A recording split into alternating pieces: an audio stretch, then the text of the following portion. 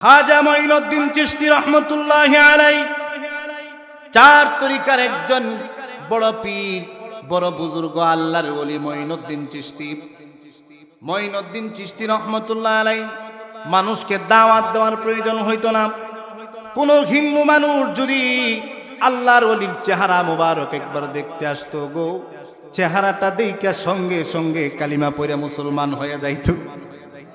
এমন একজন আল্লাহর ওলি মঈনুদ্দিন চিশতি।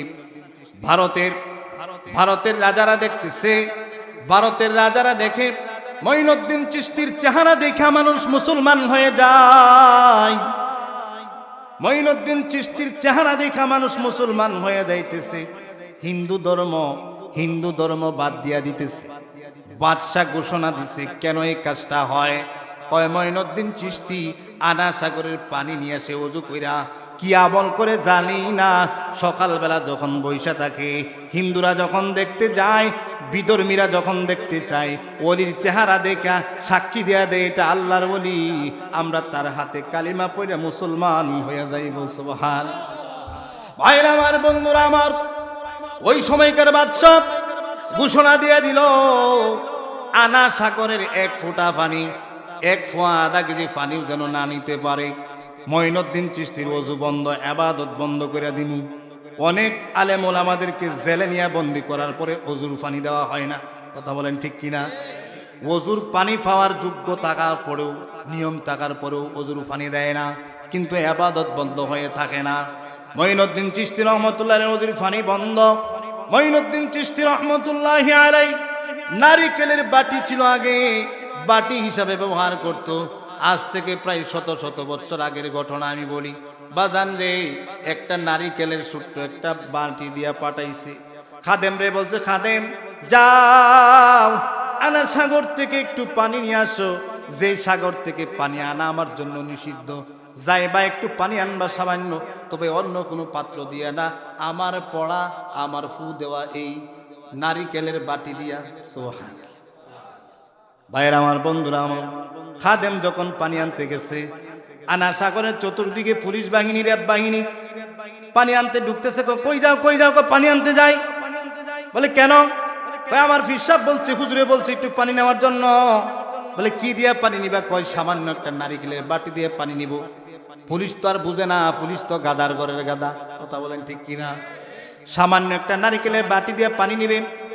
পুলিশ বলতেছে যাও এটা দিয়া পানি নিলে কি ওযু হবে, গোসল হবে? একবার সামান্য একটু তো পানিও পান করতে পারবে না, ওযু করবে দূরের কথা, গোসল করবে দূরের কথা। সামান্য একটা বাটি দিয়ে পানি নিবা, কোনো সমস্যা নাই, নিয়ে যাও। ভাইরা আমার, খাদেম যখন আনা সাগর থেকে এই ছোট্ট বাটি দিয়া পানি ভর্তি করে নিয়া পীর সাহেবের দরবারে পৌঁছে, দরবারে পৌঁছার সাথে সাথে আল্লাহ এত পরিমাণ ওইরকম রাজার প্রতি অসন্তুষ্ট হয়ে গেছে, সঙ্গে সঙ্গে আনা সাগরটা শুকায়া গেছে। পানি দেওয়ার মালিক কে? আসতে বলেন, কোন শান্তি দেওয়ার মালিক কে? এখন যারা সকালবেলা 3 বেলা পেট ভরে ভাত খাইতেছেন, নামাজ যে পড়েন না, মনে করেন না আপনার খুব কামাই খাইতেছেন, আপনার কামাই না।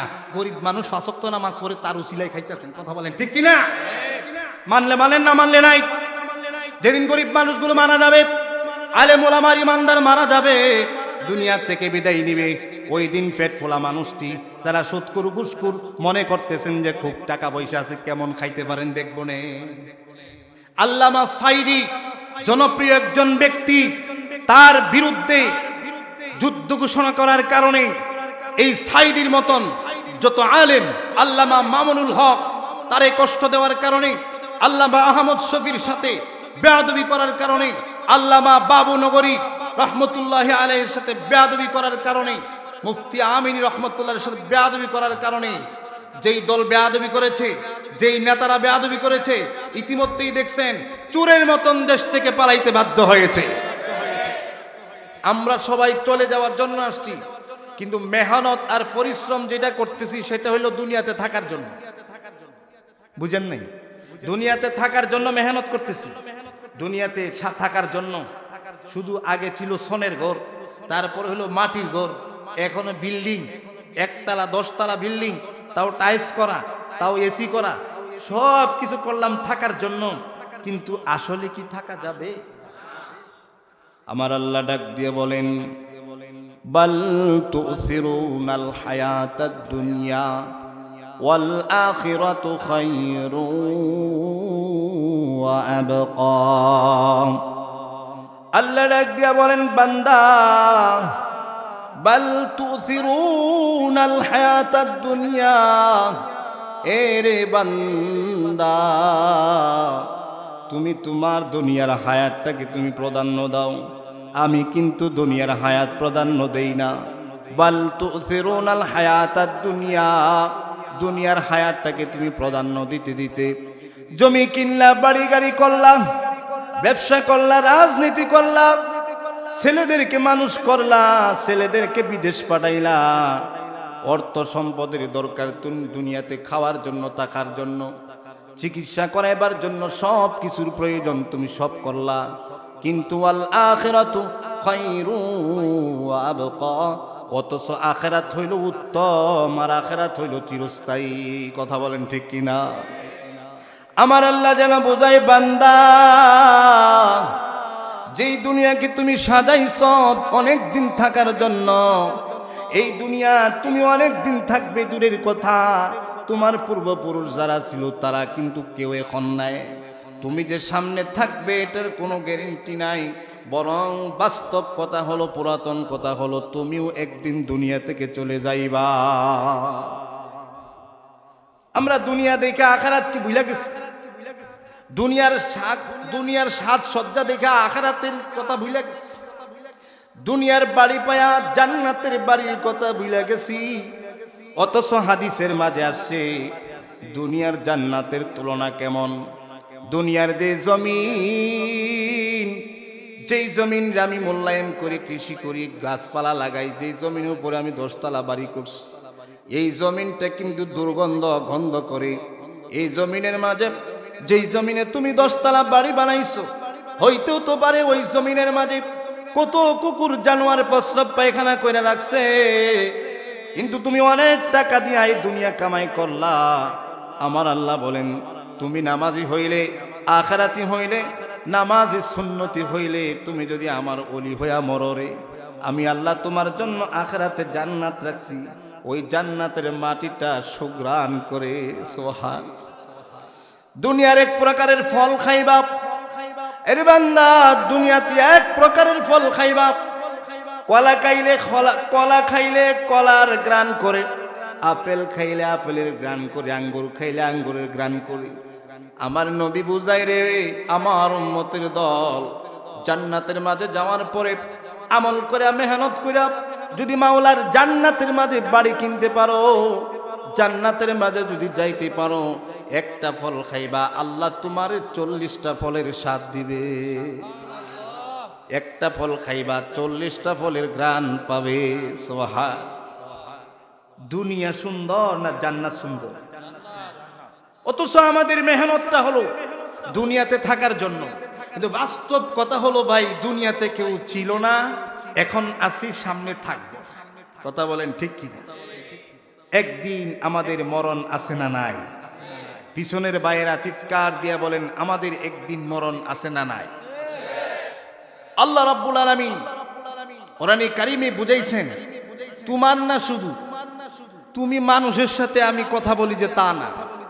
কোরআন বিজ্ঞানময়, কোরআন জামে মানে কোরআন। এই কোরআনের মাঝে সমস্ত প্রাণীকে নিয়ে কথা বলা হয়েছে, সমস্ত বিশ্বের তথ্য দেওয়া হয়েছে। সময় হয় কিনা জানি না আপনাদেরকে বলার, খুব ভালো করে শুনবেন।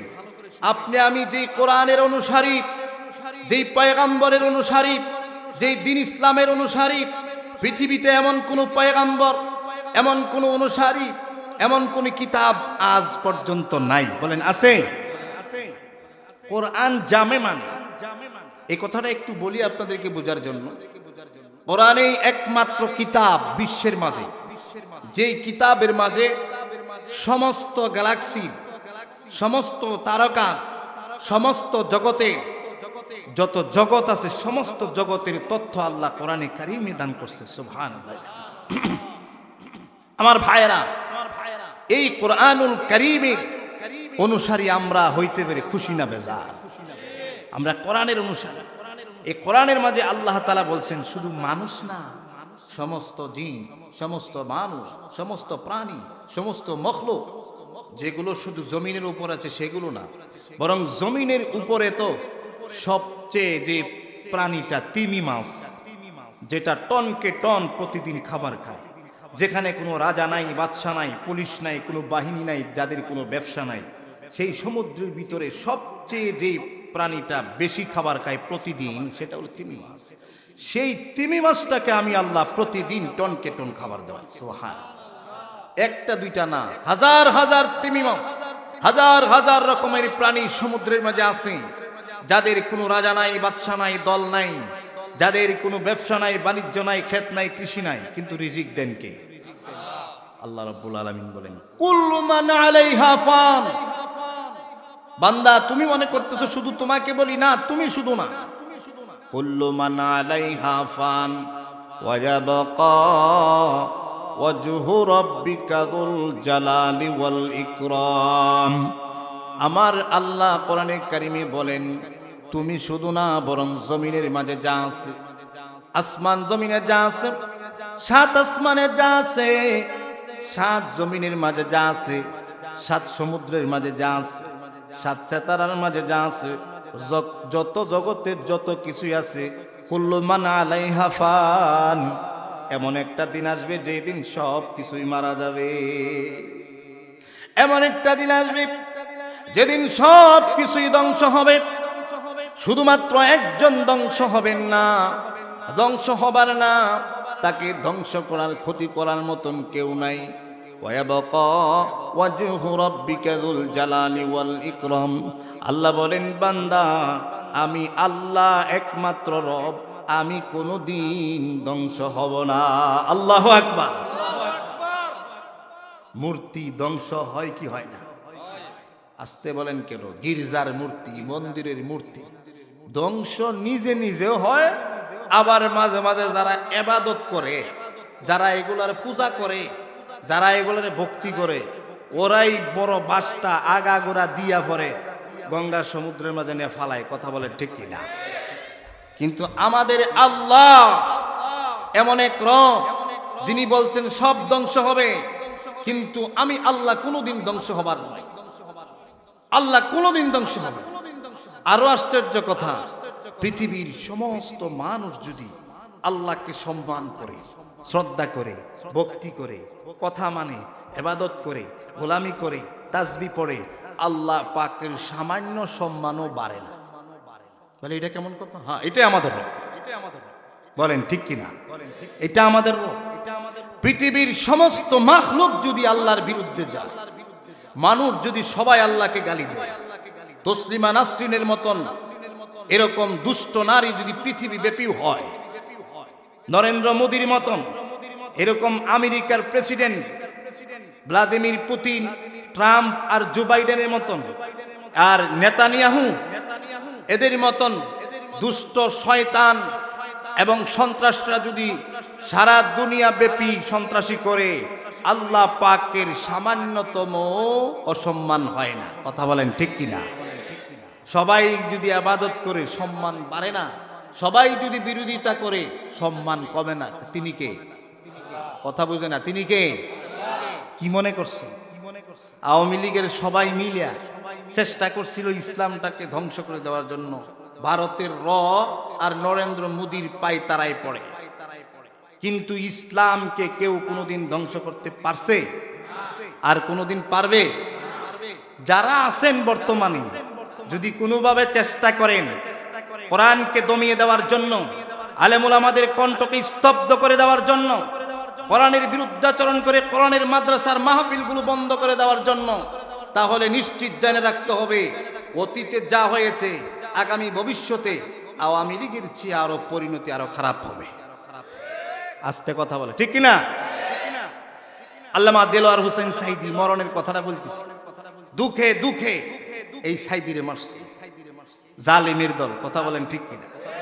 জানাজা পড়তে দিবে না, যেই ব্যক্তিটা জানাজা পড়তে দিবে না ওই ব্যক্তির জানাজা এই জমিনে আর হয় না।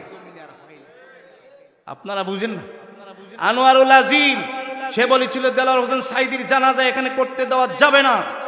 আনোয়ারুল আজিম ভারতের মাঝে এমন ভাবে হত্যা হয়েছে, আমার মনে হয় আল্লাহ পাকের গজব নাজিল হয়েছে, তার এক টুকরা গোশত পাওয়া যায় নাই জানাজা পড়ার জন্য। কথা বলেন ঠিক কিনা? এই জন্য ভবিষ্যতে যদি কেউ কোরআনের বিরুদ্ধে যায়, আলেম ওলামাদের বিরুদ্ধে যায়, সাবধান থাকতে হবে। আপনাদেরও জানাজা পড়ার মতন কোনো এক টুকরা গোশত পাওয়া যাবে না। এই জন্য ভাইয়েরা আমার, সব কিছুই ধ্বংস হবে।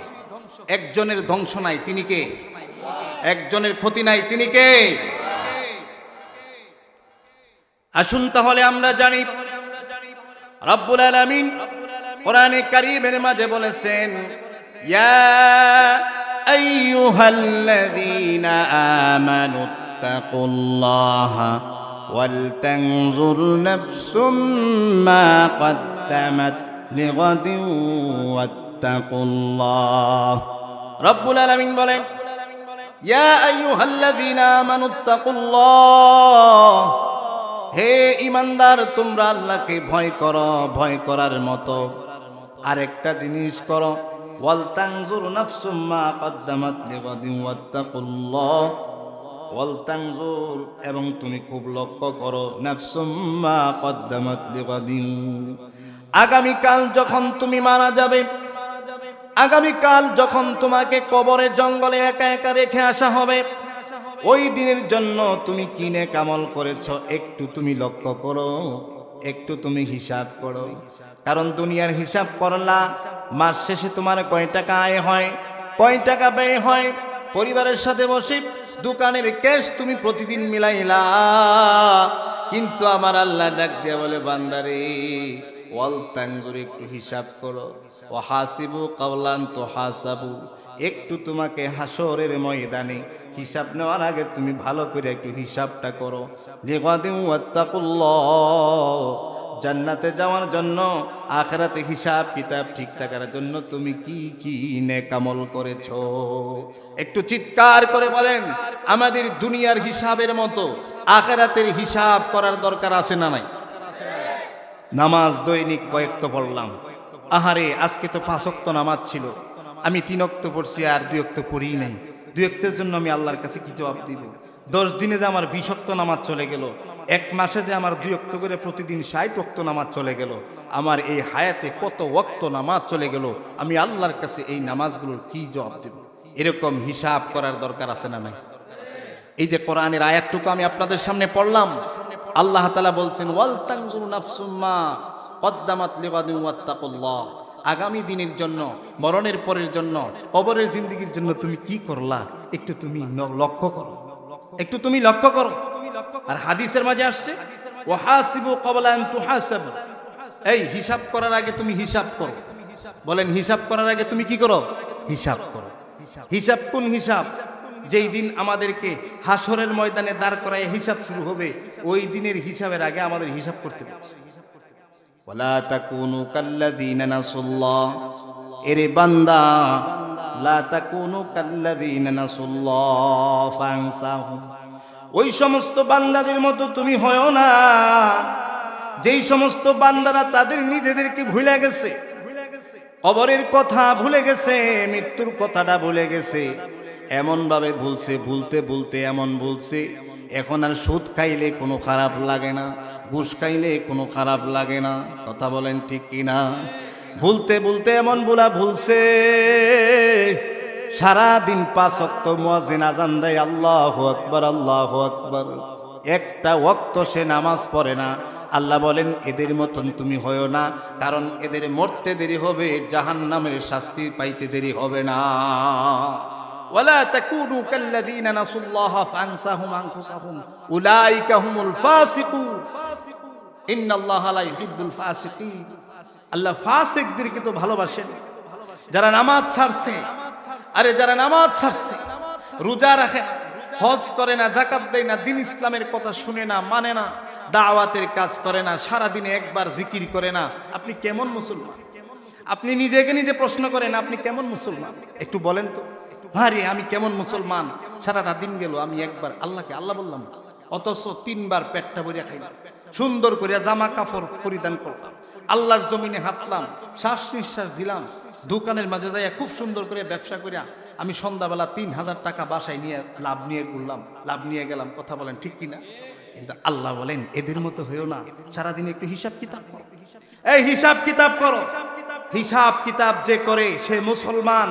বেহিসাবে বিনা হিসাবে দুনিয়াতে যারা চলে তারা কোনো মুসলমান, কথা বলে না, তারা কোনো মুসলমান। আমার ভাইরা, আল্লাহর রাসূল সাল্লাল্লাহু আলাইহি ওয়াসাল্লাম বলছেন মৃত্যুর কথাটা বেশি বেশি স্মরণ করো। কারণ কি? আকসিরু যিকরা হাযিমিল লাযযাত।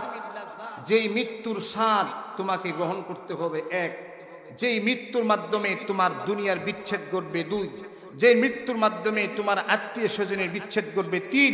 যেই মৃত্যুর মাধ্যমে দুনিয়ার আসবাবপত্রের বিচ্ছেদ ঘটবে, যেই ঘরে তুমি 60 বছর ছিলা, মরার পরে 1 ঘন্টাও থাকার কোনো অনুমতি নাই। ওই মৃত্যুর সাথে তুমি হিসাব কিতাব করো, ওই মৃত্যুর কথাটা স্মরণ করো। কারণ ওই মৃত্যুর কথাটা স্মরণ করলে আল্লাহ পাক তোমার হেদায়েতের রাস্তা আসান করে দিবেন। কথা বলেন ঠিক কিনা? হাদিস শরীফের মাঝে আসছে, আল্লাহর নবী বলেন, বান্দা বান্দি আমার যে উম্মতটা দৈনিক 20 বার মরণের কথাটা স্মরণ করবে, জুড়ে বলেন কয়বার? 20 বার যদি কেউ মৃত্যুর কথাটা স্মরণ করে, আল্লাহর নবী বলেন ওই লোকটা যদি 20 বার প্রতিদিন মৃত্যুর কথাটা স্মরণ করার পরে এই লোকটা যদি জিহাদের ময়দানে যুদ্ধ না করেও বিছানার মাঝেও মারা যায়, আল্লাহর পয়গাম্বর বলেন আল্লাহ তাকে হুকমান শহীদি মরণ দিবে।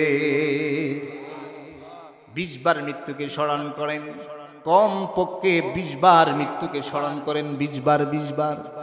আল্লাহর পয়গাম্বর বলেন যে নাকি প্রত্যেক দিন 20 বার মরণের স্মরণ করবে, আমার বাবা না মারা গেছে, আমার দাদা না মারা গেছে, আমার সামনে মৃত্যু আছে, আমারও একদিন দুনিয়া থেকে চলে যেতে হবে, এরকম ভাবে কেউ যদি 20 বার মৃত্যুর কথাটা স্মরণ হয়, তারে আল্লাহ রাব্বুল আলামিন 3টা পুরস্কার দিবে। বলেন কয়টা? জোরে বলেন কয়টা? 1 নাম্বার, মৃত্যুর সময় আল্লাহ তাকে তওবা নসিব করবে, কালিমা নসিব করবে। সুবহানাল্লাহ। তাওবা নসিব করবে, তাওবা। এক হুজুরে মনে হয় আলোচনা করেছেন তাওবার কথা। আমাদের জীবনে গুনাহ আছে না নাই? ও ভাই, গুনাহ কম না বেশি? কথা বলেন না, গুনাহ কম না বেশি? কিন্তু যার গুনাহ বেশি, বেশি গুনাহ হওয়ার পরেও তওবা লিমান ওয়াজিদা ফি সাহিফাতিহি ইস্তিগফারান কাসীরা, আল্লাহর পয়গম্বর বলেন তারে সুসংবাদ দাও যার গুনাহ বেশি এবং সে বেশি বেশি তওবাও করছে। যার আমল নামাই তওবাও বেশি, গুনাহও বেশি, তওবাও বেশি, গুনাহও বেশি, মাপ চাইছে বেশি, আল্লাহ তাআলা তার জিন্দেগীর গুনাহ মাফ করে দিয়েছে। সুবহানাল্লাহ। এই জন্য গুনাহ কম না বেশি? তওবা কম না বেশি করতে হবে? বেশি বেশি তওবা করলে আল্লাহ আমাদেরকে মাফ করে দিবেন। হুজুর আলোচনা করছেন, অথচ হাবিব বলেন যে নাকি মৃত্যুর কথাটা দৈনিক 20 বার স্মরণ করবে, আল্লাহ তাআলা 3টা পুরস্কার দিবেন। এর মাঝে একটা হলো মৃত্যুর আগে তওবা করার তৌফিক হবে। বলেন না সুবহানাল্লাহ। মৃত্যুর আগে তওবা করার দরকার আছে না নাই? এখন চিন্তা করেন, মৃত্যুর আগে যে তওবা করব, কোন মৃত্যু? যখন আমি একেবারে মুমূর্ষু অবস্থায় বিছানায় গড়াগড়ি করতেছি, চোখ উল্টায় দিছি, ঠুট হাত পাও টানা লাগে গেছে, এরকম হয় কি হয় না? ইন্নাল্লাহা ইয়াকবালু তাওবাতাল আবদি মা লাম ইউগারগির। হাদিস শরীফের মাঝে আসছে, হুজুর এখানে আছেন, বান্দার তওবা কবুল হবে ততক্ষণ পর্যন্ত যতক্ষণ পর্যন্ত তার মৃত্যু যন্ত্রণা শুরু না হয়, রুহটা গলার মাঝে আয়সা পড়ে, এর আগ পর্যন্ত তওবা করলে কবুল হবে। অথচ আমাদের সমাজে এরম অনেক নেতা, ব্যবসায়ী, সাধারণ মানুষকে, মুসলমানকে পাওয়া যায়, যখন মইরা যাইতাছে এই সময় ছেলেটা আইসা কয়, হুজুর হুজুর আমার আব্বা মরতাছে, তাড়াতাড়ি তওবা কর। আল্লাহর কসম, ওই সময় তওবা করার সময় না। হাদিসের মাঝে আসছে তওবার একটা সময় আছে। সূর্য পশ্চিম দিক থেকে ওঠার আগে, মানুষের মৃত্যু শয্যায় উপনীত হওয়ার আগে আগে তওবা করতে হবে। এমন তওবা করবে যে জীবনে আর কোনোদিন গুনাহ করব না। আরে তুই মরতাছস, এখন খালি মইরা দুনিয়াতে যাইবি, তোর কি আর এখন নামাজ আছে? তুই তওবা করে কিতা করতে? এতদিন নামাজ পড়ছি না, আল্লাহ এখন পড়বো। এই তওবাটা করবে কেমনে? এই জন্য তওবা করতে হবে এখন। বলেন তওবা করতে হবে কি এখন? আজকেই তওবা করতে হবে। আল্লাহ, অতীত জীবনে যা করেছি সব ভুল করেছি, আল্লাহ সামনের জীবনে আমি আর এই ভুলগুলো করব না। রাজি আছেন? আল্লাহ কবুল করুক, বলেন আমিন। তাহলে তিনটা পুরস্কার। এক নাম্বার পুরস্কার পয়গম্বর বলেন, এক নাম্বার পুরস্কার হলো আল্লাহ তার জীবনে তওবাটা কবুল করে দিবেন।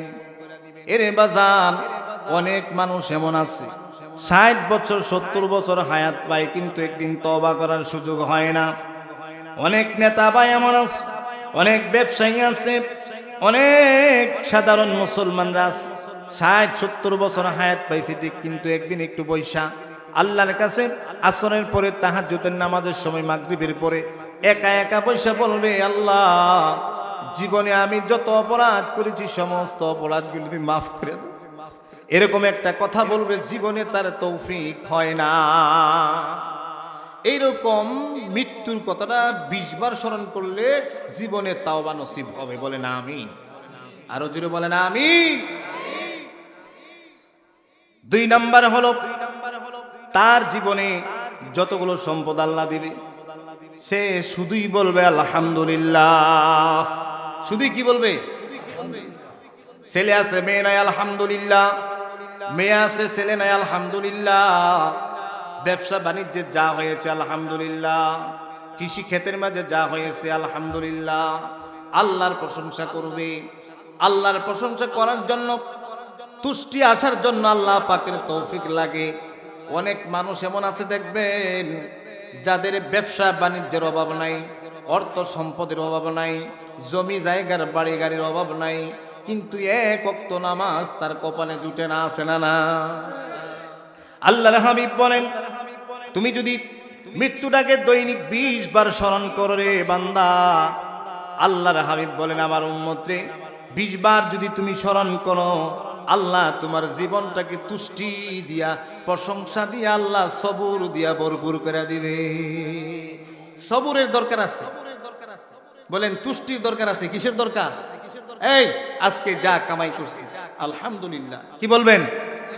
সবাই বলেন না কেন? আজকে যা কামাই হয়েছে বলেন, ক্ষেতের মাঝে যা ফসল হয়েছে বলেন, ছেলে হয়েছে বলেন, মেয়ে হয়েছে, এটা হলো মৃত্যুর কথা স্মরণ করলে, প্রশংসা করলে আল্লাহ পাক খুশি হন, নিয়ামত বাড়াইয়া দেন। কথা বলেন ঠিক কিনা? আর এমন অনেক মানুষ আছে প্রশংসা করবে দূরের কথা, কোটি কোটি টাকা, টাকা যে কি পরিমাণ ব্যাংক ব্যালেন্স আছে আমাদের অতীত অনেক নেতার অজানা নাই। কথা বলেন ঠিক কিনা?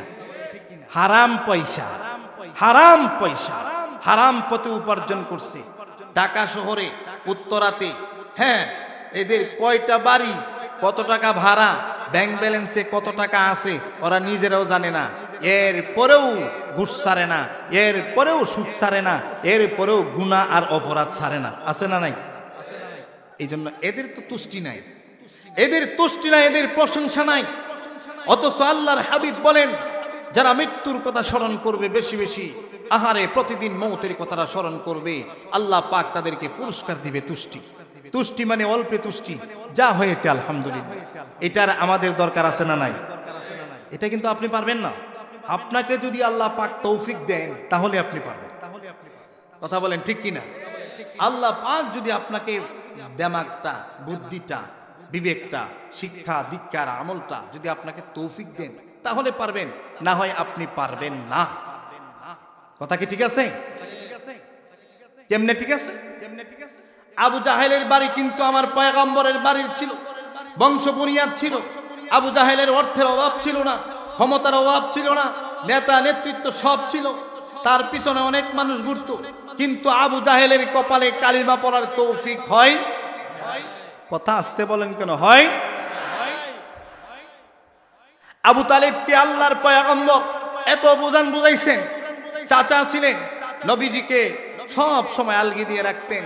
কাফেরদের যন্ত্রণা, কাফেরদের হত্যার ষড়যন্ত্র, কাফেরদের দুশ্মনী, কাফেরদের অত্যাচার থেকে আবু তালিব চাচা সব সময় আলগি দিয়ে রাখতেন ভাতিজা মুহাম্মদকে। মুহাম্মদ সাল্লাল্লাহু আলাইহি সাল্লাম যায় বলছেন, চাচা আপনি একটু কালিমাটা পড়েন না।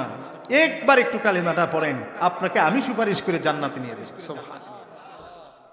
কিন্তু আমার আল্লাহ ডাক দিয়া বলেন, ইন্নাকা লা তাহদি মান আহবাবতা, তুমি যাকে চাও তাকে ইচ্ছা করলে তুমি হেদায়েত দিতে পারবেন না। আল্লাহ ডাক দিয়া পয়গম্বরে ডাক দিয়ে বলে, পয়গম্বর এত চেষ্টা করিয়েন না, কারণ হেদায়েতের চাবিকাঠি আমার হাতে, হেদায়েত দেওয়ার মালিক আমি আল্লাহ, আমি কবুল করার মালিক আমি আল্লাহ।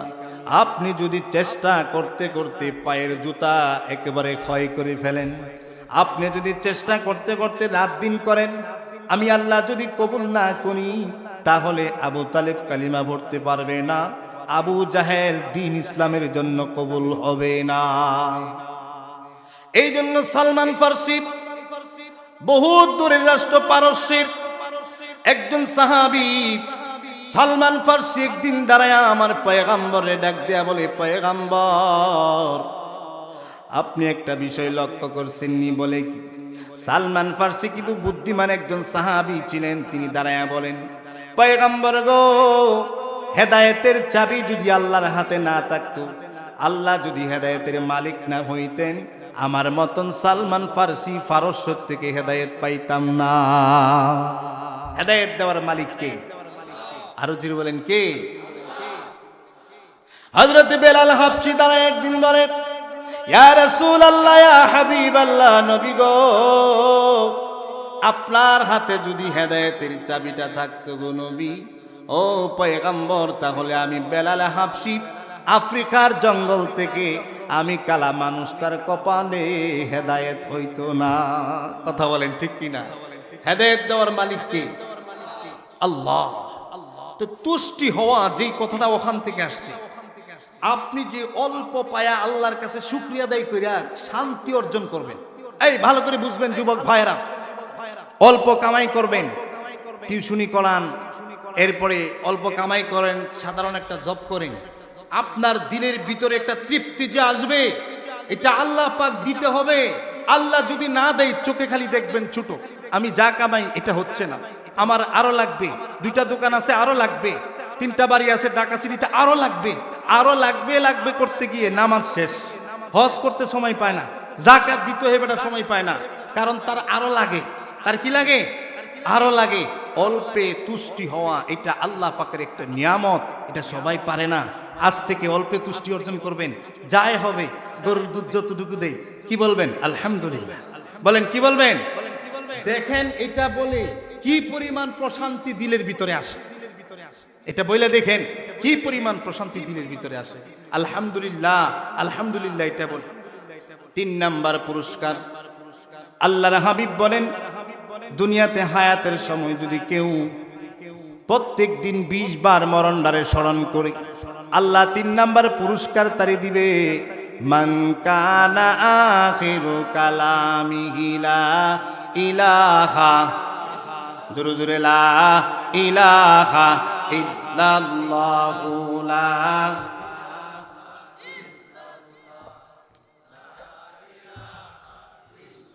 কি বলে জানেন? মান মাতা, যে মারা গেল, ওয়া হুয়া ইয়ালামু, আর মৃত্যুর সময় সাক্ষী দিল, লা ইলাহা ইল্লাল্লাহু, দাখালাল জান্নাহ। যে ব্যক্তির মৃত্যুর সময় শেষ কালিমার কথার বাণী হবে কালিমায়ে তয়্যিবা লা ইলাহা ইল্লাল্লাহ, ওই ব্যক্তিটা ইমানদার হয়ে মারা গেছে রে, এই ব্যক্তিটা মরতে দেরি হবে, জান্নাতে যাইতে দেরি হবে না। মানুষের জীবনে শেষ কথা, শেষ সাক্ষী কালিমা হওয়ার দরকার আছে না নাই? হাদিসের মাঝে আসছে, মান মাতা ওয়া হুয়া ইয়ালামু আন্নাহু লা ইলাহা ইল্লাল্লাহ দাখালাল জান্নাহ। মৃত্যুর সময় কেউ যদি কালিমাটা পড়তে পারে মনোযোগ দিয়ে, লা ইলাহা ইল্লাল্লাহ, বলেন লা ইলাহা, আল্লাহ ছাড়া আর কোনো ইলাহা নাই, কোনো মাবুদ নাই, এই সাক্ষী যদি দিতে পারে, পয়গম্বর নিজের জবান দিয়ে বলছেন, অসংখ্য হাদিসের মাঝে আসছে, ওই ব্যক্তিটা অবশ্যই অবশ্যই জান্নাত। সুবহানাল্লাহ। ওমান মাতা ইউশরিক বিল্লাহ, আর যেই লোকটা মারা গেল মাজারে সেজদা কইরা কইরা, বালা করে বুঝবেন, পয়গম্বর বলেন, ওয়ামান মাতা ইউশরিক বিল্লাহ, আর যেই লোকটা মারা গেল শিরিক কইরা, আল্লাহ যা পারে বান্দায় তা পারে, বলেন নাউজুবিল্লাহ। আল্লাহরে সেজদা দিছে, বান্দারেও সেজদা দিছে, আল্লাহর ঘরেও মান্নত করছে, মাজারেও মান্নত করছে। আল্লাহরে যেমন মনে করছে, কোন মানুষকে যদি মাখলুককে এরকম মনে করে, ওই ব্যক্তিরা শিরিক মুশরিক হয়ে মারা গেল। আর যে মুশরিক হয়ে মারা যাবে দাখালান নার, আল্লাহর হাবিব বলেন ওই ব্যক্তিরা অবশ্যই জাহান্নামী। মাজারে সেজদা দেওয়া যাবে? ও আস্তে কথা বল, মনে হয় দেয় এখানে থাকুক, সব দিতে সমস্যা। হাদিসের মাঝে আসছে মাজারে সেজদা দেওয়া যাবে না। বলেন মাজারের মাঝে সেজদা দেওয়া যাবে? আস্তে আওয়াজ হয় কেন? যেগুলা মুশরিক আছে এদেরকে জানাইয়া দেন মাজারে সেজদা দেওয়া যাবে। হালাল না হারাম? জুড়ে বলেন হালাল না হারাম? মাজারের মাঝে সেজদা দেওয়া। পয়গম্বর বলেন লাউ কুনতু আমিরান আহাদান আইয়াসজুদা লিআহাদিন লা আমারতুল মারআতান তাসজুদা লিজাওজি। আমার পয়গম্বর বোঝাই রে উম্মত, দুনিয়াতে কোনো মাখলুক আরেক মাখলুককে সেজদা দেওয়া যাবে না। সাহাবায়ে কেরাম যে আল্লাহর নবীরে বলে ইয়া রাসূলুল্লাহ, ইয়া হাবিবাল্লাহ, নবী গো, ইহুদি জাতিরা, খ্রিস্টান জাতিরা তাদের পয়গম্বর, তাদের বড় হুজুরদেরকে সেজদা করে। ও গো পয়গম্বর, তাদের পীরদেরকে সেজদা করে। পয়গম্বর গো, আপনি তো আমাদের বড় পীর, বিশ্ব নবী, সমস্ত নবীদের নবী, সমস্ত রসুলদের রসুল। ইয়া রাসূলুল্লাহ, আমরা কি আপনাকে একটু সেজদা করতে চাই, অনুমতি আছেন? আল্লাহর পয়গম্বর বলেন আমার নয়, বরং পৃথিবীতে যদি কাউকে সেজদা করার অনুমতি দিতেন গো, আপনি আমার মা বোনদেরকে, স্বামীকে সেজদা করার অনুমতি দিতেন। আল্লাহু আকবার। কিন্তু আল্লাহর হাবিব বলেছেন আমার উম্মতরা শুনো, পৃথিবীতে কোনো মানুষ আরেক মানুষকে সেজদা করতে পারবে না, কারণ পৃথিবীর সমস্ত মানুষগুলো আল্লাহর গোলাম। বলেন কার গোলাম? অথচ সেই মাজারের মাঝে পীরকে সেজদা। আমি তো ওপেন দেখেছি, মাইজ ভান্ডার গিয়েছি, এই শুরুতে না, এই দাড়ি দেখলে তো ওয়াহাব করে ধরে বাঁধা রাখতো। যখন হাটহাজারী আরবি বিশ্ববিদ্যালয়ে আমরা পড়তাম, তখন মাজারের সিজনে আমি জীবনে একবার গেছি প্রদর্শন করার জন্য, দেখার জন্য, তাও লুকিয়ে। এই যে আপনাদের মাফলার বানছেন না, মাফলার বান্ধা সুন্নি হয়ে গেছি, কারণ দাড়ি দেখা গেলে এটা ওয়াহাব, দাড়ি দেখা গেলে এটা কি কথা কয়, এটা কি ধরে বান্ধা রাখে, ধরে আটকে রাখে, দাড়িগুলো আটকে মাফলার দিয়া। পরে গেছি, আমি নিজ কানে শুনেছি সন্তান দেওয়ার মালিককে। আপনাদের বিশ্বাস হয় না নাকি? আসতে বলেন কেন? সন্তান দেওয়ার মালিক কে? আল্লাহ তুমি কবুল করে মানুষগুলোর ঈমান বাঁচাইতেছি আল্লাহ, বলেন না আমিন। আমি নিজ কানে শুনেছি একজন মা কবরের মাঝে সেজদা দিয়ে বলতেছে আল্লাহ, বলতেছে বাবা, ও বাবা, ও বাবা, আপনি দেখেন না আমার একটা সন্তানও নাই, আপনি আমাকে একটা সন্তান দেন। বলেন নাউজুবিল্লাহ। আমার ভাইরা, পরিষ্কার কথা বলছি, কোরআনে বলেন ইহা বলি মাইয়াশা যুকুরা, আল্লাহ যারে চাই তারে ছেলে দেয়, আল্লাহ যারে চাই তারে মেয়ে সন্তান দান করে। কথা বলেন ঠিক কিনা? পৃথিবীতে আর কেউ সন্তান দেওয়ার মালিক না, অথচ হাজার হাজার মানুষ না বোঝার কারণে যেই জিনিস আল্লাহর কাছে চাওয়ার দরকার ছিল, ওই জিনিসটা সে মাজারের মাঝে যায় পীরের কাছে চাই। জায়েজ আছে? কথা বলেন না জায়েজ আছে? এই মুশরিক মান মাতা ইউশরিক বিল্লাহ, হাতে ধরে বলি, পায়ে ধরে বলি, অনুরোধ করে বলি, বর্তমানে বাংলাদেশের মাঝে ধর্মের নামে অনেক ধরনের ব্যবসা শুরু হয়ে গেছে। কথা বলেন ঠিক কিনা? ধর্মের নামটা দিয়ে, কারণ ধর্মটা হলো সবার কাছে গ্রহণযোগ্য। ইসলাম ধর্মটা আল্লাহর কাছে যেমন গ্রহণযোগ্য, সাধারণ মানুষের কাছে গ্রহণযোগ্য। এই জন্য অনেক মানুষ ধর্ম দিয়া ব্যবসা করতে খুব মজা পায়। রাজনৈতিক ব্যক্তি থেকে শুরু করে মোল্লা মৌলবীদেরকে থেকে শুরু করে এদেশের কিছু ভণ্ড পীরেরা পর্যন্ত আমার ইসলাম পবিত্র ধর্মটাকে দিয়ে তারা ব্যবসা শুরু করে দিয়েছে। কথা বলেন ঠিক কিনা? আপনারা ঠিক বললেও ঠিক, না ঠিক বললেও ঠিক। আপনারা বুঝেন কিনা আমি বুঝি না। ধর্মকে নিয়ে ব্যবসার জন্য করবেন না, কারণ ধর্ম এটা ব্যবসার জিনিস না। ধর্ম আল্লাহ পাকের মনোনীত ধর্ম, এটা আল্লাহর জন্য আমরা পালন করি। পবিত্র ধর্ম ইসলাম, শক্তিশালী ধর্ম ইসলাম। ইন্নাদ দীনা ইনদাল্লাহিল ইসলাম, সমস্ত ধর্মের মাঝে একমাত্র গ্রহণযোগ্য ধর্ম হইল ইসলাম। কথা বলেন ঠিক কিনা? এই গ্রহণযোগ্য ধর্মটাকে নিয়ে যদি কেউ টানাটানি করে তাহলে তার অস্তিত্ব জমিনে থাকবে না, অস্তিত্ব থাকবে না, আখিরাতে তার কোনো অস্তিত্ব খুঁজে পাওয়া যাবে। অনেকেই ধর্ম নিয়ে ব্যবসা, ধর্মটা নিয়ে ব্যবসা করা সহজ। এজন্য আসুন, এই শিরিক করা যাবে না। শিরিক করলে মৃত্যু হইতে দেরি হবে, জাহান্নামের শাস্তি পাইতে দেরি হবে। হাবিব বলেন, বালা মানুষ, ইমানদার মানুষ যখন মারা যায়, ইমানদার মানুষের কাছে আল্লাহ তাআলা জান্নাতের রেশমি রুমাল দিয়া, ভালো করে শুনবেন, কত মানুষ দেখছেন মারা যাওয়ার সময়, আমি আমার নানার কথা শুনছি, আমি আমার দাদার কথা শুনছি, যখন তিনি মৃত্যুবরণ করবেন তখন বলছেন মেহমান আসছে, এই সর মেহমান আসছে, বসতে দেখা দাও। কারণ আসলে মেহমান আসে নাই, ওইটা তো আজরাইল আসছে, আল্লাহ তার জন্য সহজ করে দিছে। কোরআনে কারীমের মাঝে আছে, হাদিস শরীফের মাঝে আসছে, কোন মানুষ যখন, ইমানদার মানুষ, আল্লাহর প্রিয় মানুষ যখন মারা যায়, আল্লাহ তাআলা ফেরেশতাদেরকে বলে, ফেরেশতা আমার বান্দার জান কবজটা সহজ করবা। 2 নাম্বার, বান্দার পরিচিত কোন মানুষের সুরত ধরে যাবে, যেন বান্দা কষ্ট না পায়, ভয় না পায়। কথা বলেন ঠিক কিনা? জান্নাতের রেশমি রুমাল নিয়া ইমানদার বান্দার বাড়ির সামনে আইসা পরিচিত কোন একটা মানুষের সুরত দইরা আইসা সালাম দেয়া, আসসালামু আলাইকুম ওয়া রাহমাতুল্লাহ।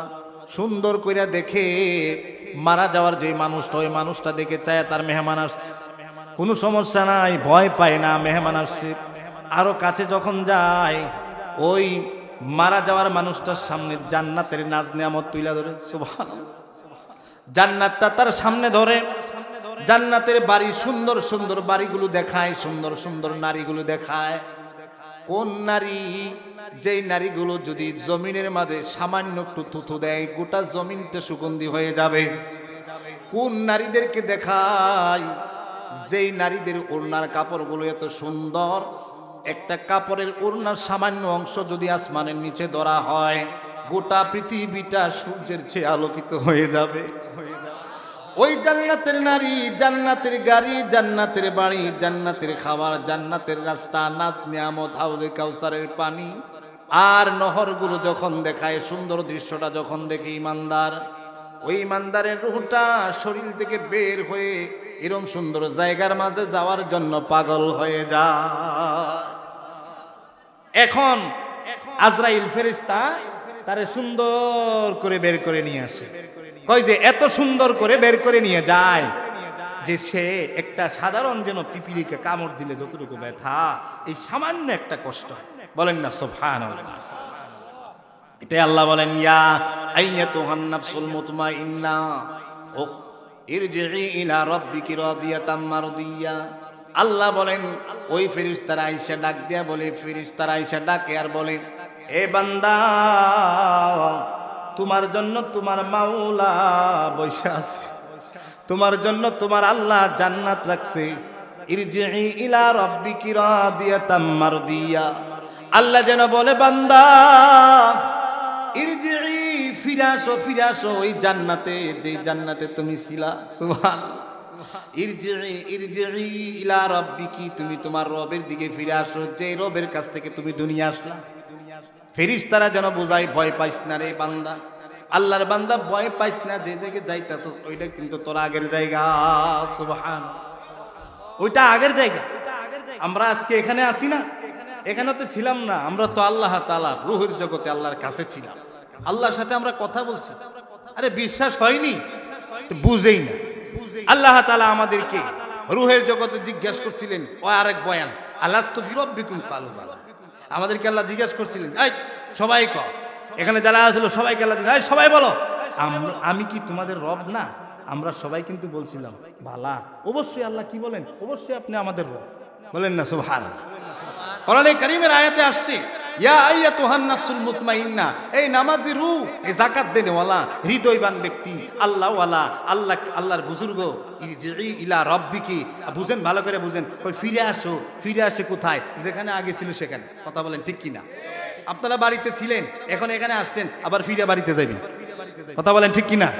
আজকে আমরা এখানে আছি, এটা কিন্তু আমাদের থাকার জায়গা না। আমাদেরকে ফেরেশতারা বলবে, আসো, ফিরে আসো, ইলা রাব্বিকি, তুমি তোমার রবের দিকে। রাদিয়াতাম মারদিয়া, কারণ আল্লাহ তোমার প্রতি সন্তুষ্ট, তুমিও আল্লাহর প্রতি সন্তুষ্ট। সুবহান। আমার ভাইয়েরা, অন্য জায়গায় আসছে একটা বেনামাজি গুনাহগার ফাসিক ফুজ্জারের কাছে যখন কোন ফেরেশতা আসে, আযাবের ফেরেশতা, জান কবজের ফেরেশতা যখন আসে, আয়েশায় তারে ডাক দিয়া বলে, ইয়া আইয়াতুহান নাফসুল খাবিসা, এ দুষ্ট খবিস। এক নম্বরে ডাক দিবে খবিসের খবিস। হায় হায় হায় হায়, কি অবস্থা! যেদিন আমাকে আযাবের ফেরেশতা, জান কবজের ফেরেশতা এসে বলবে, ইয়া আইয়াতুহান নাফসুল খাবিসা, হে খবিসের খবিস, ও খরুজি, ইরজি বলবে না, ও খরুজি বলবে, তুমি বের হয়ে আসো। কোথায় আসো? বের হয়ে আসো। এই সময় তারে জাহান্নামের আযাবগুলো দেখাবে, জাহান্নামের শাস্তিগুলো তারে দেখাবে, জাহান্নামের সাপগুলো দেখাবে। আযাবের ফেরেশতারা আগুন জ্বলতেছে দেখবে। এই অবস্থাটা দেখা এই বান্দাটা গোটা 3.5 হাত বডির থেকে পালায়ন করার জন্য দৌড়াদৌড়ি করবে স্পিডে, কিন্তু মাথার তালু থেকে পায়ের তালু পর্যন্ত দৌড়িয়াও, দুনিয়ার সমস্ত পানি পান করিয়াও সে বাঁচার কোনো উপায় নাই। আছে? হায় হায়, আজরাইল ফেরেশতা এসে বলবে, তার বাহিনী বলবে, উখরুজি, এই দেহ থেকে বাহির হইয়া আয়। শত্রুরা আইসা বলে, কয় ওই সুরের ঘরের সুর বাহির হইয়া আয়। বলে কি বলে না, এ শয়তান বের হয়ে আয়। আপনার দুশ্মনরা আপনি যায় বলবেন, এই শয়তান বের হয় বাড়ির থেকে, এখনই তোরে ধর্ম। আল্লাহর আযাবের ফেরেশতারা এসে এরকম বেদিন কাফের ফুজ্জারদেরকে সামনে এসে জাহান্নাম ধরে বলবে, উখরুজি, বাইর হয়ে আয়, উখরুজি ইলা আযাবিল্লাহ ওয়া সাখাতিল্লাহ। আল্লাহ তোর প্রতি রাগ হয়ে আছে, আল্লাহর যে জাহান্নাম আছে, জাহান্নামের আযাবের দিকে আয়। ভাইরা আমার, বন্ধুরা আমার, দেখবেন অনেক মানুষের ঠোঁট দুটা বাঁকা হয়ে গেছে, জিহ্বাটা বের হয়ে গেছে, চক্ষুটা উল্টায়া দিছে, কারণ সে জাহান্নাম দেখছে। আযাবের ফেরেশতারে দেখে ভয় পাইছে, গোটা শরীরে লুকাইবার জন্য চাইছে, কিন্তু লুকানোর জায়গা নাই। গোটা পানি পান করাইলো। আল্লাহর নবীর হাদিসের মাঝে পাওয়া যায়, 7 সমুদ্রের সমস্ত পানি যদি তার মাথায় দেওয়া হয়, পিপাসা মিটবে না। কেমন অবস্থা! কেমন অবস্থা! হাদিসের মাঝে আসছে, একটা বকরিকে, জীবন্ত বকরিকে জবাই না করিয়া বকরির গায়ের থেকে চামড়াটা ছুললে যেমন বকরিটার কষ্ট হবে, বকরির গায়ে থেকে, মানুষের গায়ে থেকে একটা চামড়া, জীবিত মানুষটার হায়াত থাকা অবস্থায় চামড়াটা টাইনা টাইনা যদি কেউ ছুলে, তার কি পরিমাণ কষ্ট হবে। বেদিন কাফের ফুজ্জার বেনামাজি যদি মারা যায়, আল্লাহর পয়গম্বর বলেন এর চেয়ে আরো বেশি কষ্ট হবে। আল্লাহ হেফাজত করেন, আমিন। মৃত্যু 2 রকম, জান্নাতি জাহান্নামী মরণ, ইমানদারের মরণ আর বেদিনদের মরণ। 2টা বললাম, আরেকটা বললে শেষ করে দিই, আরেকটা বলি, ওলিয়া উলিয়াদের মরণ। সুবহানাল্লাহ। ইমানদারের মরণ, বেদিন কাফের ফাসিক ফুজ্জার বেনামাজিদের মরণ, 2টা বললাম। আরেকটা বলি, ওলি আউলিয়াদের মরণ। ওলি আউলিয়া কারা? যারা সরাসরি আল্লাহর সাথে সম্পর্ক। সুবহানাল্লাহ। মেম্বারের সাথে যার সম্পর্ক, এর পাওয়ারটা কিতা, এর যন্ত্রণা এলাকাত মানুষ বাস করতে থাকে। চেয়ারম্যানের জালার সে যার সম্পর্ক আছে, চেয়ারম্যানের সাথে, এমপির সাথে, মন্ত্রীর সাথে যার সম্পর্ক, হের যন্ত্রণা আর এলাকাত মানুষ থাকতে। কথা বলেন ঠিক কিনা? যার সাথে সম্পর্ক তিনি হলেন আল্লাহ। আল্লাহ আউলিয়া আল্লাহ।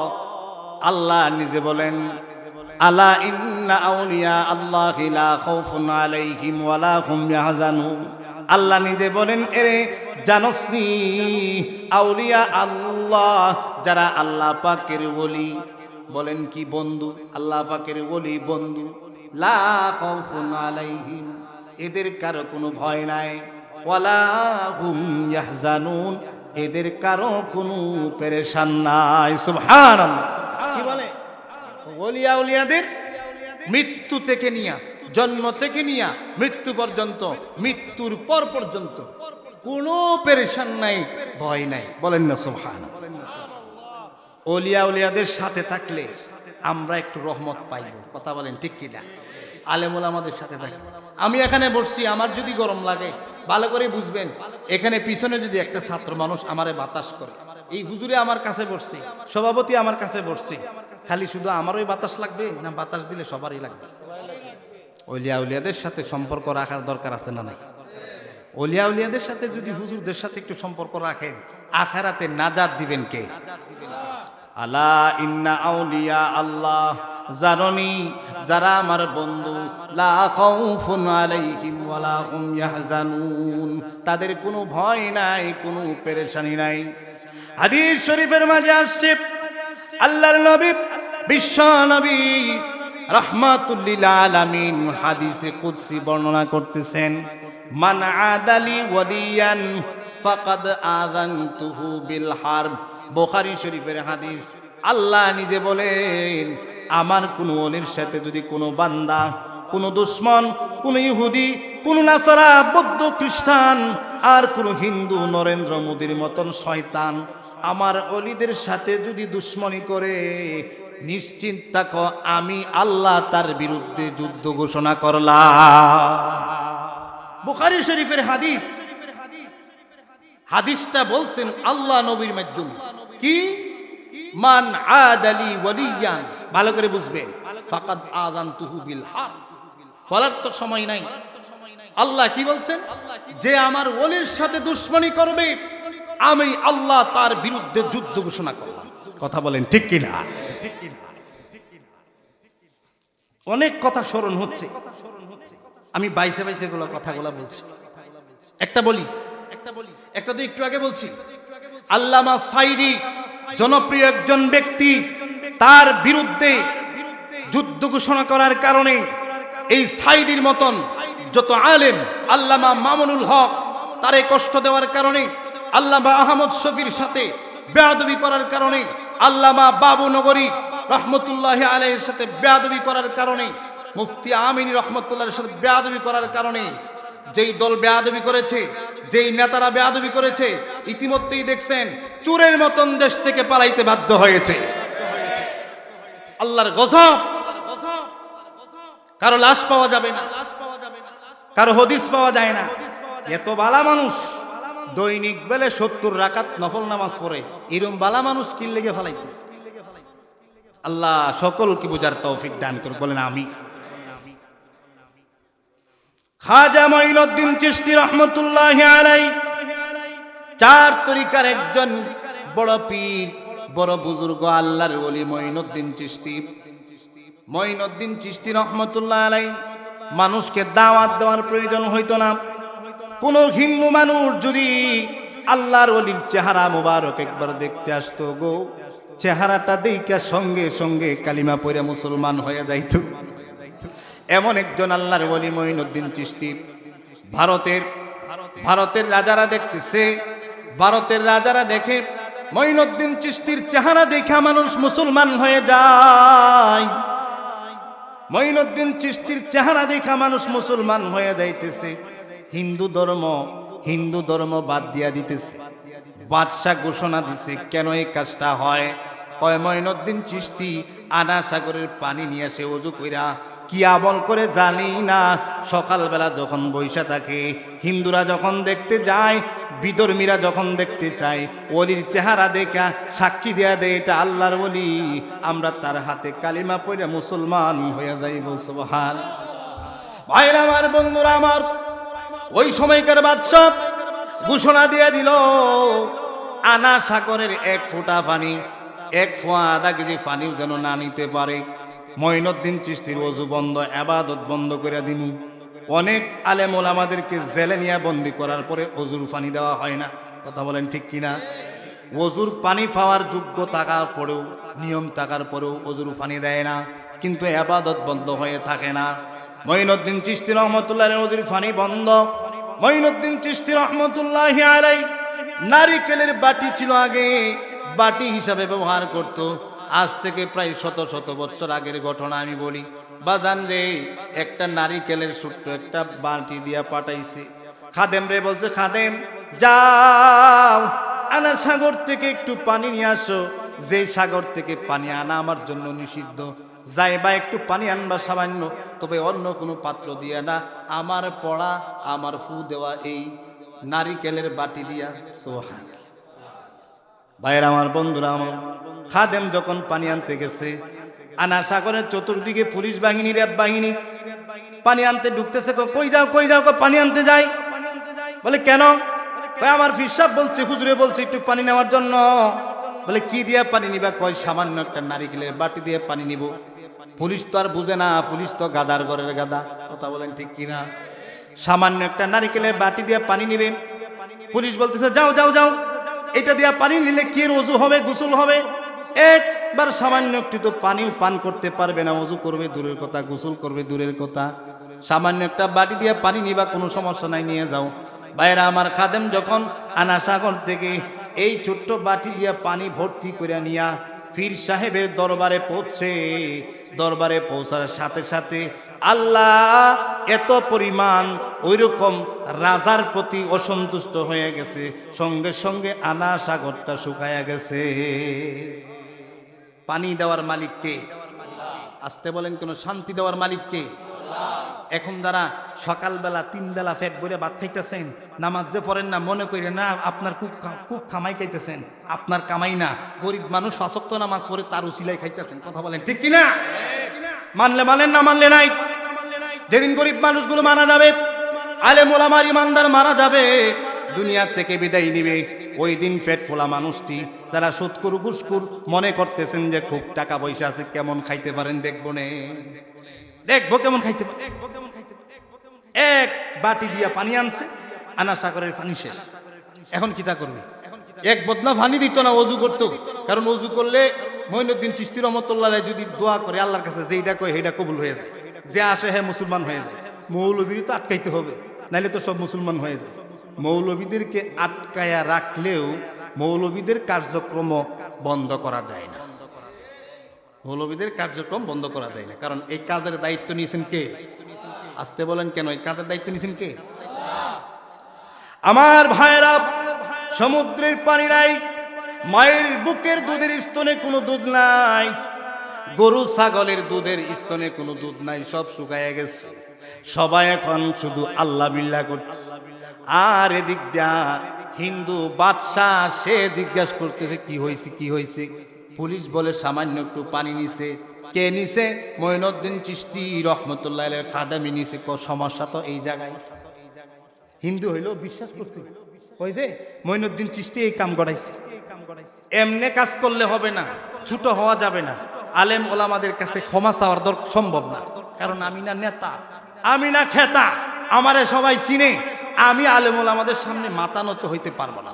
যাও মুসলিম ফকিরকে গ্রেফতার করলো, উর্দুতে কয় মুসলিম ফকিরকে গ্রেফতার করলো, এই ফকিরে ধইরা গ্রেফতার করে আমার কাছে নিয়ে আসো। পুলিশ বাহিনী গেছে, ওখানে যাওয়ার পরে মঈনুদ্দিন চিশতির চেহারা দেখার পরে বলতেছে কি জন্য আসছেন? বলে আপনাকে গ্রেফতার করার জন্য আদেশ করা হয়েছে। বলে গ্রেফতার তো করবেন, আসেন, আও আও বৈঠ, কুছ ওয়াক্ত বৈঠ, সামান্য সময় বসো, আমার কাছে আসো, আগে চা বিস্কিট খাও, তারপরে আমার গ্রেফতার করে নিয়ে যাইবা, আমিই যাইব, কোনো টেনশন নাই। চা খাওয়ার জন্য, বিস্কুট খাওয়ার জন্য। পুলিশ মানুষ তো এমনি একটু খাওয়ার জন্য ইচ্ছা থাকে। কথা বলেন ঠিক কিনা? মৌলবী হইছে তখন হাদিসটা আরো ঘুরাই দেবে, বলছে হুজুর মাফ করে দেন। মঈনুদ্দিন চিশতি রাহমাতুল্লাহ আলাইহি বললেন, যাও খাদেমকে বললেন এক বাটি পানি আছে না, সমুদ্রের মাঝে যায় ছেড়ে দাও। সমুদ্রের মাঝে এক বাটি পানি ছেড়ে দিছে, আল্লাহ পাক সমুদ্রটাকে পানি দিয়ে ভরপুর করে দিয়েছে। শেষ দিকে চলে আসছি, ভালো করে শুনেন। খোদার কসম করে বলছি, আল্লাহর কসম করে বলছি, ফিলিস্তিনের প্রত্যেকটা যোদ্ধার সাথে, প্রত্যেকটা মুজাহিদের সাথে আল্লাহ আছে, ইসরায়েলের সাথে আল্লাহ নাই। কথা বলেন না কেন? ফিলিস্তিনের সাথে আল্লাহ আছে, আজ নয় কাল এই ফিলিস্তিন মুসলমানদের হাতে আল্লাহ পাক তুলে দিবেন। কথা বলেন ঠিক কিনা? আফগানিস্তানে মোল্লা মৌলবীরা যুদ্ধ করছে, যুদ্ধ করতে করতে আফগানিস্তানকে স্বাধীন করছে, করতে করতে এখন দেশ চালাইতেছে। এতদিন তালেবানরা কি আছিল? জঙ্গি আছে। এতদিন তালেবানরা জঙ্গি আছিল, এখন তালেবানরা রাষ্ট্রপ্রধান, এমপি, মন্ত্রী হয়েছে। বলেন না আলহামদুলিল্লাহ। আমাদের বাংলাদেশের একজন আলেম ওই দেশে গেছে, একটা বিশাল বড় বাজারের মাঝে ঢুকছে, আপেল, কমলা, লেবু, কাপড় চোপড় সব রাইখা মানুষ গেছে নামাজ পড়তে। ওখানে জিজ্ঞেস করতেছে, আলেম এ কেয়া বাত হয়, এটা কেমন কথা? সবকিছু খোলামেলা রাইখা চলে গেছে। আমাদের বাংলাদেশে চলে গেলে তো এগুলো সব চুরি হয়ে যেত, এখানে কি চুরি হবে না? চোরদের ভয় নাই? যে লোকটার সাথে কথা বলতেছে তিনি আমাদের বাঙালি আলেমকে উত্তর দিলেন, হুজুর, মোল্লা, তালেবান এখন দেশ চালাইতেছে, এখন চুর আর নাই, চুরও এখন নামাজ পড়তে গেছে। চুরও এখন নামাজ পড়তে গেছে। আগামীর দেশ, আগামী আমার এই জন্মভূমি, মাতৃভূমি, সোনার দেশ, এদেশে আলেম ওলামাদের দেশ, ওলিয়া উলিয়াদের দেশ, মসজিদ মাদ্রাসার দেশ বাংলাদেশ, আগামীতে কোরআন দিয়ে শাসন হবে। কথা বলেন ঠিক কিনা? কোরআন দিয়ে শাসন হবে, কোরআন দিয়ে দেশ পরিচালনা হবে। হযরত নবী করিম সাল্লাল্লাহু আলাইহি ওয়াসাল্লাম যেভাবে দেশ চালাইছেন, আবু বকর, ওমর, ওসমান, আলী, এরকম ভাবে 800 বছর পর্যন্ত ভারত যেভাবে মুসলমানরা চালাইছেন, 200 বছর পর্যন্ত স্পেন যেভাবে মুসলমানরা চালাইছেন, আগামীতে আমার সোনার বাংলাদেশ আলেম ওলামায়ে কেরামের নেতৃত্বে চলবে। কথা বলেন ঠিক কিনা? স্কুল কলেজে কোরআন পড়া বাধ্যতামূলক করতে হবে। কারণ হলো স্কুল কলেজের মাঝে আমাদের মুসলমানদের ছেলে মেয়েরা পড়ে। কথা বলেন ঠিক কিনা? একটা হাফেজ নাই, একটা আলেম নাই, এটা আর করতে দেওয়া যাবে না। বাচ্চাদেরকে বদ্দিন আর বেদিন আর হিন্দু বানাইবার জন্য, বেদিন আর কাফের বানাইবার জন্য স্কুল কলেজের মাঝে সরকারি ভাবে এখনো পর্যন্ত কোন একটা আলেম হাফেজকে নিয়োগ দেওয়া হয় না। আমার প্রশ্ন হলো, কেন?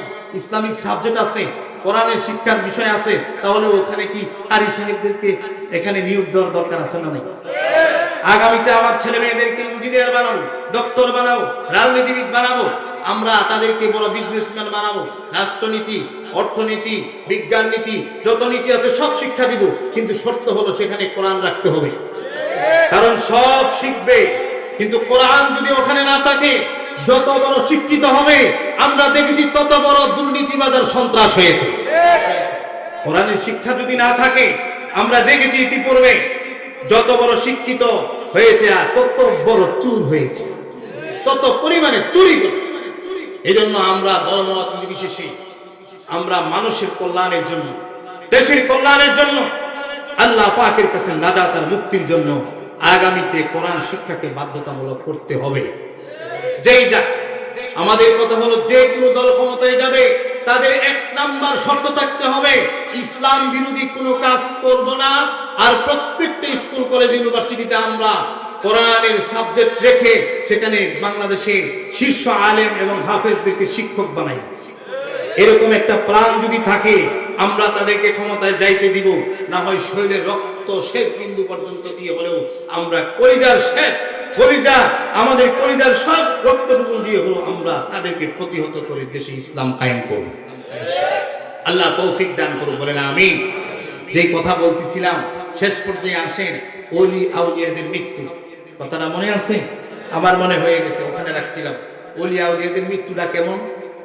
1 নাম্বার বলি, মান আহাব্বা লিকা আল্লাহ আহাব্বাল্লাহু লিকাহু। ভালো করে বুঝেন, হাদিস শরীফের মাঝে আসছে, পয়গম্বর বলছেন যে নাকি আল্লাহর সাথে সাক্ষাৎ করতে ভালোবাসে, এই বলেন দুনিয়ার থাকতে না, বরং আল্লাহর সাথে সাক্ষাৎ করতে ভালোবাসে, আল্লাহ বলেন আহাব্বাল্লাহু লিকাহু, আল্লাহ তাআলা তার সাক্ষাতের জন্য বসে থাকে। সুবহানাল্লাহ। আমাদের পয়গম্বরকে এসে বলে, জিবরাইল আমিন এসে বলে, ইয়া রাসূলুল্লাহ, ইয়া হাবিবাল্লাহ, নবী গো, আপনার যাওয়ার সময় হয়ে গেছে, পৃথিবী থেকে যাওয়ার সময় হয়ে গেছে। জিবরাইলকে নবীজি জিজ্ঞেস করে আল্লাহ কি বলেছে, আল্লাহর কথাটা জিবরাইল আমিন শোনায়। জিবরাইল ডাক দিয়ে বলে, ইয়া হাবিবাল্লাহ, নবী গো, আপনাকে আল্লাহ 2টা অপশন দিছে। যদি আপনি দুনিয়াতে থাকতে চান তাহলে দুনিয়াতে থাকতে পারবেন, আর যদি দুনিয়া থেকে চলে যাইতে চান তাহলে আল্লাহ আপনার উপরে এখতিয়ার দিয়ে দিছে, কিন্তু আল্লাহ আপনার সাথে সাক্ষাৎ করার জন্য আকাঙ্ক্ষা করতেছে। সুবহানাল্লাহ।